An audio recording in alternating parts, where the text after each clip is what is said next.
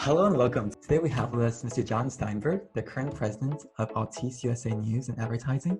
Jon is also the founder of Cheddar, the former CEO of DailyMail, and of course the former president of BuzzFeed. Jon is a Disney Imagineer, a real estate analyst, an internet entrepreneur, a Booz Allen consultant, a stockbroker, a Googler, a venture capitalist, a BuzzFeeder, and an entrepreneur. Welcome to the interview, Jon.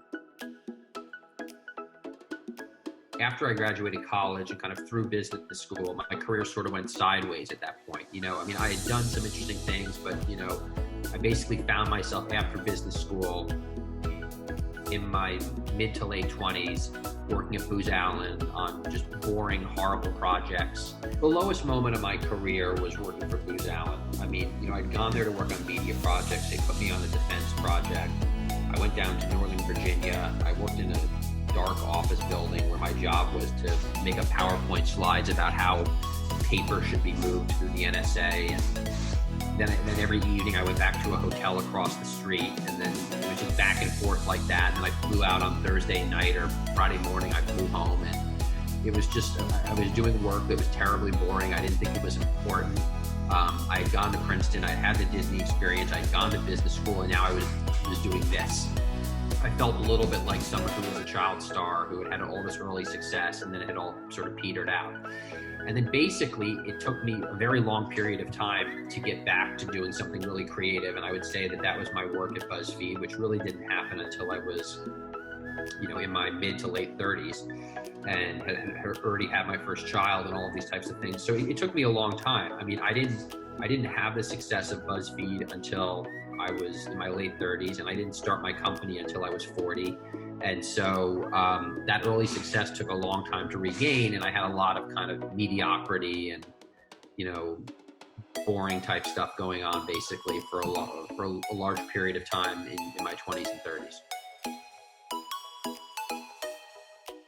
Yes, I never really gave up. And I always tried things, and I tried to get a job at Foursquare, and I tried to get a job at Twitter, and I built little things on their APIs, and I tried to always cold email people and tried to make my way in the world. And so, I think there were probably periods of 6 months or a year where I was just stuck at Booz Allen, or I was just stuck being a stockbroker, and things weren't really going the way that I wanted to. But I always imagined that I could figure something out at some point, I always thought that I would figure something out.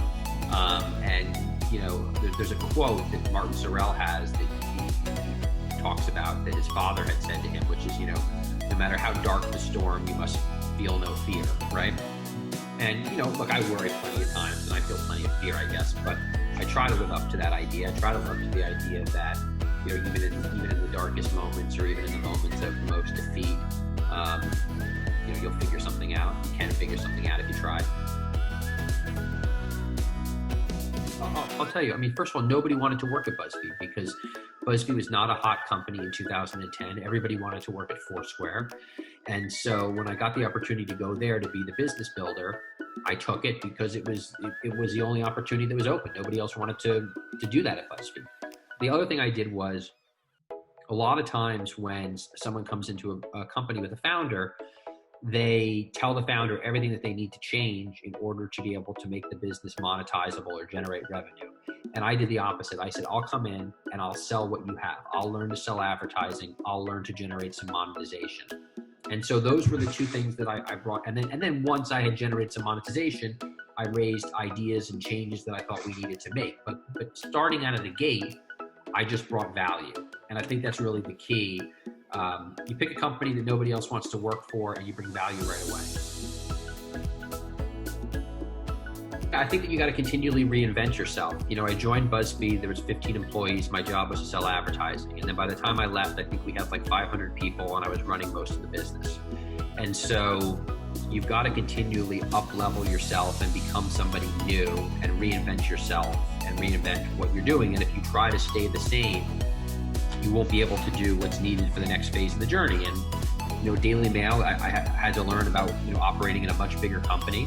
Then Cheddar, I had to go back to kind of starting from scratch. And then now at Altice, I run a really big division, and so I had to kind of go back to learning how to be in a big company and drive a much bigger boat. And and then we had to, adapt to COVID, which changed basically everything. So I think that flexibility, reinvention, I often say that the change is the elixir of life. And the people that can kind of ride change like a wave and get used to change and feel comfortable with it and recognize that is always the steady state. Change is always the most common state that you're going to be in business. I think that those people tend to do better than people that are scared of change, because there's no getting around change. Change is always going to be there. It's going to be there every single day of your existence, in especially kind of entrepreneurial work. A career is a very long road. An entrepreneurial journey is a very long and winding road. And, this is going to be a very hard time to get jobs, but it was a very hard time to get a job. In 2003, when I was graduating business school, it was a very hard time to get a job. In 2008, it was a very hard time to get a job. And so these periods come. Try to find the best job you can that lines up the best with your interests. It won't be the perfect job.